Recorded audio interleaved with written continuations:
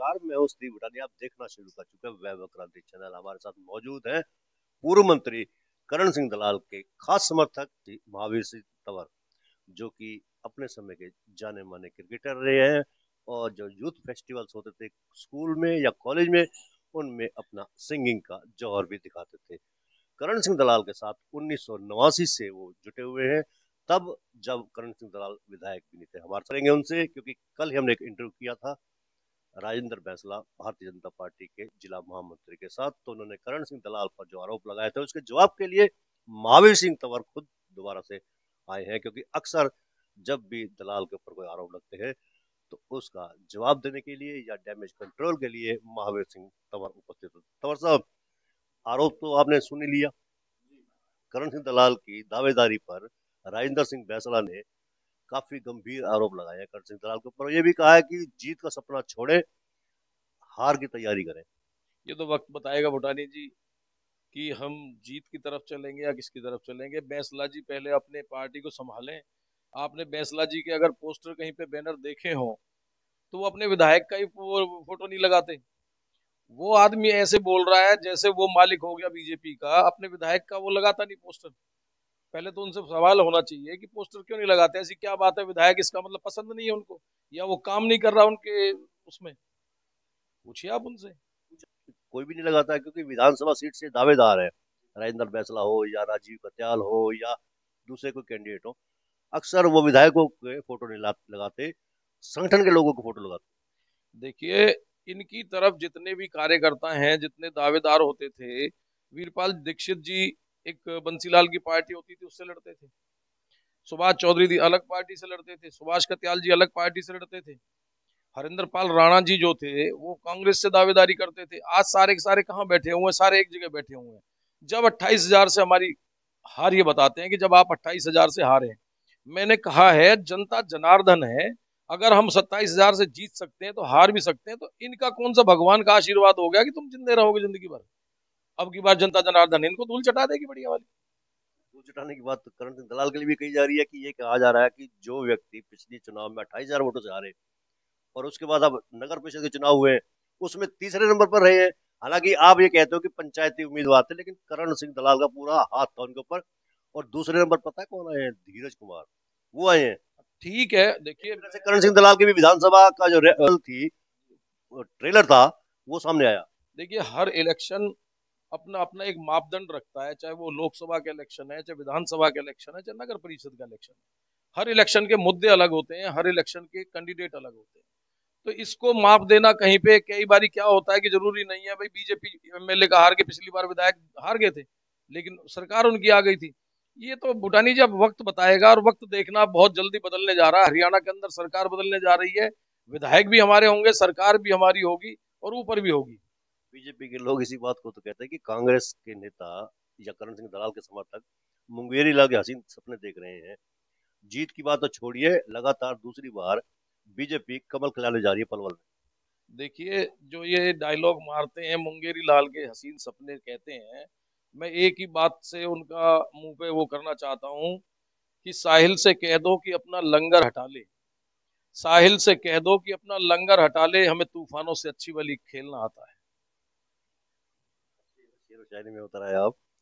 BJP ये भी कहते हैं कि करण सिंह दलाल जो है वो जीत का जो दावा करते हैं ना, इसलिए करते हैं उनके समर्थक की, ताकि उनकी हवा बनी रहे। लेकिन अदरवाइज देखा जाए तो वो कहते हैं कि अपने कार्यकाल में भौंडसी और नीम का जेल भरवा दी थी अपने विरोधियों की, राजनीतिक विरोधी की, वो ऐसा कहते हैं। और ये साथ में ये भी कहते हैं बीजेपी के नेता कि आज और पहले के हालात में बड़ा फर्क है। आज राजनीतिक दुश्मनियां नहीं निकाली जाती हैं। दीपक मंगला के मृदु स्वभाव के व्यक्ति हैं, वो राजनीतिक बदला किसी से नहीं लेते।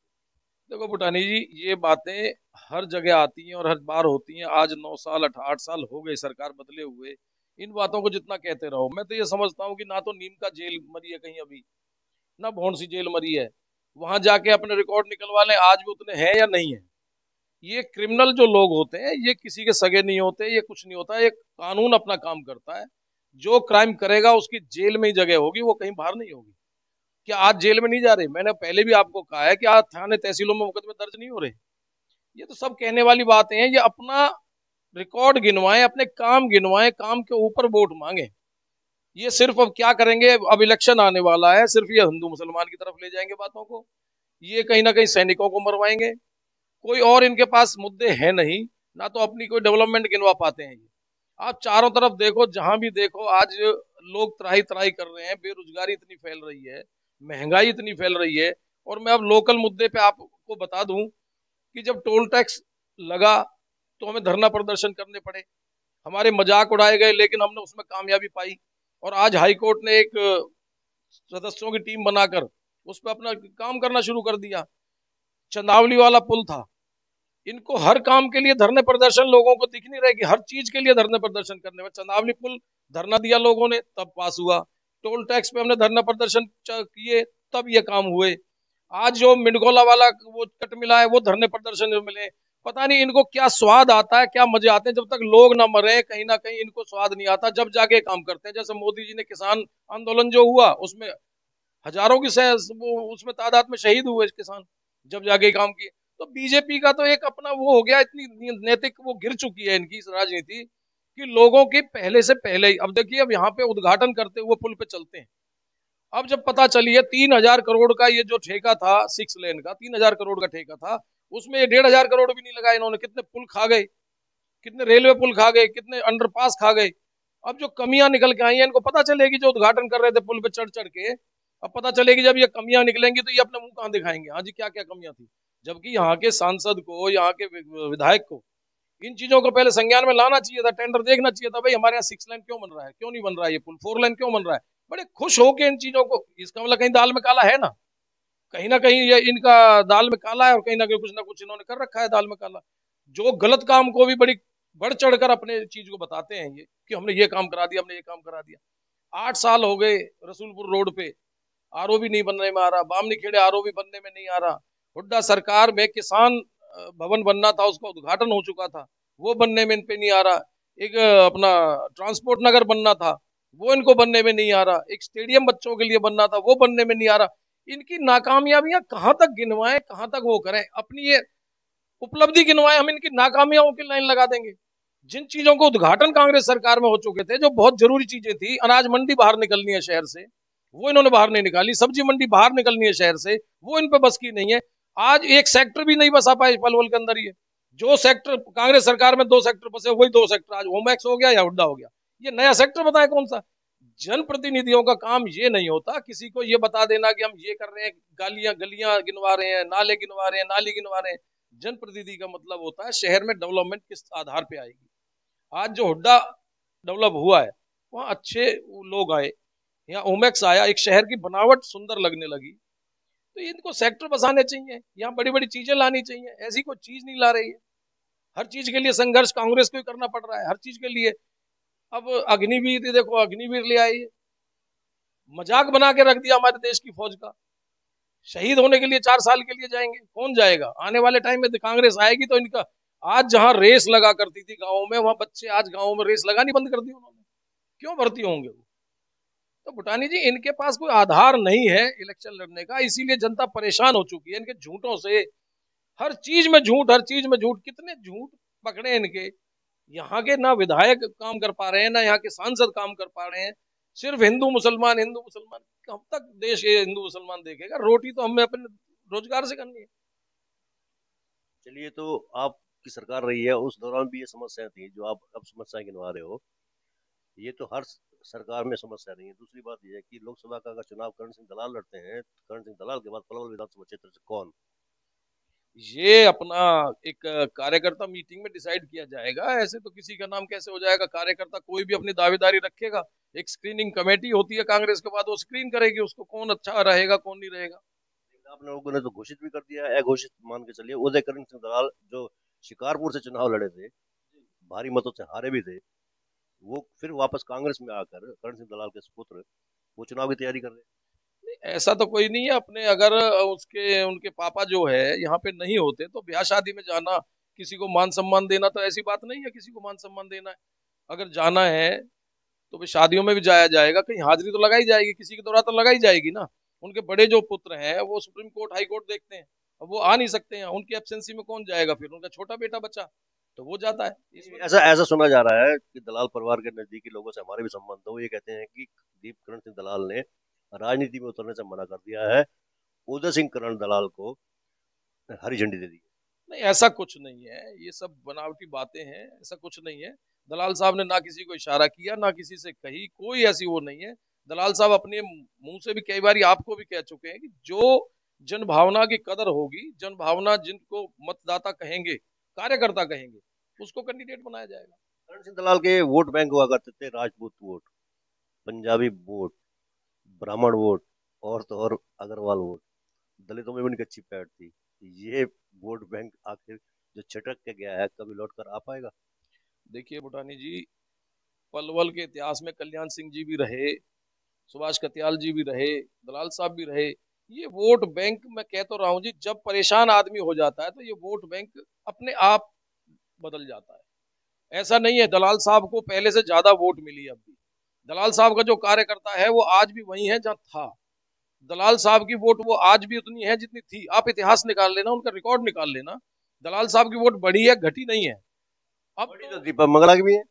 ना, ठीक है, उनकी तरफ चार चार एमएलए लग जीत गए। के आधार बने, आप कह रहे हो कि लोग परेशान हो जाते हैं, छिटक जाते हैं, तो इसका मतलब यह है कि करण सिंह दलाल ने परेशान कर दिया था वोट बैंक को। अब आप एक बार बताओ, जो उनको जिताने में अपना दम भरते हैं कि सुभाष दीपक मंगला जी को हमने जिताया है, सुभाष चौधरी जी, अब आप उनसे पूछ के देखिए क्या कहते हैं वो। सुभाष कत्याल जी अपने बेटे को लॉन्च कर रहे हैं, सुभाष चौधरी जी अपने वो कर रहे हैं, सुभाष कत्याल जी अपना वो कर रहे हैं, श्री वीरपाल दीक्षित जी अपना वो कर रहे हैं, बैसला जी अपना वो कर रहे हैं। ये तो एक हर पार्टी के अंदर वो है। सिर्फ यहाँ पे एक राजनीति चलती है। मैं पहले भी कह चुका कि करण सिंह दलाल को सब हरा के सोएंगे, और किस तरह से हराया जाएगा सब लास्ट में देख लेना आप। जितने भी दम भर रहे हैं, चाहे वीरपाल दीक्षित है, चाहे सुभाष कत्याल है, चाहे वो सुभाष चौधरी है, चाहे हरिंदर पाल राणा है, जितने भी नेता बन रहे हैं, ये इलेक्शन नहीं लड़ेंगे। ये सिर्फ एक ही सपना देखते हैं, करण सिंह दलाल किसी तरह ना आ जाए, इसको रोकना। जिनके ना जिन नेताओं के नाम आप गिनवा रहे हो सारे के सारे पहले बीजेपी में थे, अभी बीजेपी में, बदले तो नहीं है, अभी भी दलाल विरोध है उनका तो। नहीं, कहाँ थे बीजेपी में, बताओ। सुभाष कत्याल जी कहाँ बीजेपी में थे पहले? ये चौटाला पार्टी में हुआ करते थे। चौटाला पार्टी से बसपा से भी इलेक्शन लड़ा इन्होंने, तो बसपा पार्टी से सुभाष चौधरी जी ने लड़ा। ये कहाँ थे इसमें? वीरपाल दीक्षित जी पहले बंसीलाल जी की पार्टी में थे, हरिंद्र पाल राणा जी पहले कांग्रेस में थे। दिक्कत ये नहीं है, दिक्कत ये है कि अपना फायदा किस आप तरह। 2000 पिछले से पिछले चुनाव की कह रहे हो, आप, मैं पिछले चुनाव की बात कर ठीक है, तो अब का इलेक्शन बता देंगे कौन कहाँ जा रहा है। रहा हूँ, कई 2019 की बात कर रहा कई आदमी हमारे कांटेक्ट में हैं, जो आने को तैयार हैं, लेकिन सब कहते हैं जी सरकार थोड़े दिन और है, थोड़े दिन और मलाई खा लेने दो जी हमें। अब क्या करें जी। हूँ। आप कह रहे हो लोग आने को तैयार है, लेकिन जिसको सरपंच आपने बनाए, जो पार्षद आपने बनाए, वो या आपको छोड़ के चले गए, दलाल को छोड़ के चले देखिए, नगर परिषद का जो छोटा इलेक्शन होता है, ये सत्ता का होता है, और जब अपोजिशन के जो होते हैं वो काम नहीं करवा पाते, तो दलाल साहब की बहुत सीधी सी नीति रही है, और वो कहते भी हैं कि जिसकी सत्ता प्रदेश के अंदर चल रही है उसी का जो है चेयरमैन होना चाहिए, उसी का काम होना चाहिए। अब जब पार्षद आते हैं, उनको क्यों रोका जाए, काम करवाएं अपना। गए। इतने सारे वोट बैंक के साथ पार्षद गए हैं, आपको छोड़ के चले गए हैं, उनके आत्मीय संबंध बन जाएंगे उनके साथ, बीजेपी के नेताओं के साथ, मैं खास तौर से नाम लूंगा दीपक मंगला के साथ, वो उनको क्यों छोड़ेंगे चुनाव के दौरान? ये तो वक्त बता देगा क्यों छोड़ेंगे। ये तो वक्त बताएगा ना बुटानी जी, क्यों छोड़ेंगे। जब दिखती है सत्ता, जब घूमती है, तो सब सत्ता के साथ घूम जाते हैं। मैं दो पार्षदों का नाम नहीं लूंगा, उन्होंने, मैंने कहा कि आप दलाल साहब को छोड़ के क्यों चले गए, जबकि आपको उन्होंने समर्थन दिया था। उन्होंने कहा यहाँ इज्जत और मान सम्मान खूब मिल रहा है और विकास कार्य भी खूब हो रहे हैं। इज्जत और मान सम्मान जब उनको मिल रहा है, तो वो इज्जत और मान सम्मान छोड़ेंगे क्यों? ये इज्जत और मान सम्मान की परिभाषा मैं समझा नहीं, ये कैसे दी जाती है और कैसे मिल रही है। तो मैं तो समझता नहीं कैसे वो दलाल साहब कोई मतलब जो इज्जत मान और सम्मान में क्या कमी रखते थे किसी की। हम भी जुड़े हुए हैं, जब से वो विधायक नहीं थे हम जब से जुड़े हुए हैं। इज्जत और मान सम्मान किस तरह की परिभाषा है वो तो देखो पता चलेगी सत्ता में। जिस दिन सत्ता बदलती है ना जी, वो इज्जत मान सम्मान बदल जाता है। तब होता है जैसे जैसे आप भी रूठ जाते हैं, कभी कभी करण सिंह दलाल से रूठे तो आप भी होंगे। बिल्कुल, क्या दिक्कत है। अपने परिवार में कई बार माँ बापों से भी नाराजगी हो जाती है, अपने भाइयों से भी हो जाती है। किसी बात को लेकर अगर मैं विधायक जी से अगर किसी बात पर नाराज होता हूँ, तो उसकी कहा सुनी होती है, वो भी समझते हैं, हम भी समझते हैं। हम बच्चे हैं उनके, वो समझाते हैं, या हम कोई बात कहते हैं तो वो समझाते थे, हम समझाते हैं, आपस में एक बार हो जाता है। लेकिन इस कभी जिंदगी के अंदर नाराजगी बेशक रही हो या कोई बात रही हो, हमने इधर उधर नहीं गए कभी भी। उधर तो चलो काफी लोग चले गए थे। वैसे मैं एक बात और कहूंगा कि करण सिंह दलाल को क्या अपना रवैया और आगे सुधार करना चाहिए जिससे उनका वोट बैंक बढ़े? देखिए, करण सिंह दलाल जी का नेचर जो है वो ऐसा नहीं है कि मतलब जो लूट खसोट करने दे किसी को, या गुंडागर्दी पे, गुंडा गुंडा प्रवृत्ति के जो आदमी होते हैं उनको जनता पे मतलब जो हावी होने दें। और ये राजनीति कहती भी नहीं है। एक जो विधायक है, प्रतिनिधि जब बनता है तो उसका ये दायित्व दायित्व बन जाता है कि अपने इलाके के अंदर किसी भी गुंडा प्रवृत्ति के आदमी को भारी ना पड़ने दें, किसी भी ऐसे आदमी को, या कोई लूट ऐसी ना मचे जो ये हो जाए कि भाई सरकार के अंदर ऐसी लूट मच रही है। अब नगर परिषद में जब आपने पिछले कार्यकाल में जो देखा, जैसे लूट मची, ऐसी लूट कभी करण सिंह दलाल के राज्य में नहीं मच सकती। ये आप नोट कर लेना। अब क्या हाल है कमेटी के? अब आप देख लीजिए, जब ये चेयरमैन साहब जब लड़ते थे, कहते थे जी हमारा घोषणा पत्र है, हम ये काम करेंगे ये काम करेंगे, आज वो कहाँ है? गंदगी के ढेर वहीं की वहीं है। बताइए आप। वहाँ नंदी बाबा और गौ माता, इनकी जो हिंदू हिंदू पार्टी बनती है, ये कहते हैं हमारी गौ माता है, जो हम भी गौ माता कहते हैं, ये भी कहते हैं, हम भी कहते हैं, लेकिन आज गंदगी के ढेरों में गौ माता घूम रही है। वोट लेने का, एक गाय के लिए वोट मांग सकते हैं गाय को आगे रख के, लेकिन काम नहीं करते कुछ भी। हमारे बीच में महावीर सिंह तंवर युवा तर्क नेता हैं, करण सिंह दलाल के समर्थक है खास। हर सवाल का उन्होंने बखूबी तर्क के साथ जवाब दिया। करण सिंह दलाल कभी भी बदले की भावना से काम नहीं करते। जो अपराधियों को सजा मिलनी चाहिए वो पहले भी मिलती रही है और आगे वोटर्स ने अवसर दिया तो आगे भी मिलती रहेगी। ये भी दावा किया कि केंद्र में और प्रदेश में कांग्रेस की सरकार बनने जा रही है। मेरा आपसे अनुरोध है, नीचे जो आप देख रहे हैं यूट्यूब चैनल, इसको आप लाइक करें, सब्सक्राइब करें, कमेंट बॉक्स में जाकर प्रतिक्रिया दें। इस लिंक को ज्यादा से ज्यादा शेयर कर दीजिए, क्योंकि लोकल चैनल को बढ़ाने का प्रयास आप ही कर सकते हैं, क्योंकि हमारे पास संसाधन भी मौजूद नहीं है मेन स्ट्रीम मीडिया के मुकाबले में खुद को खड़ा करने के लिए। धन्यवाद। जय हिंद, जय भारत।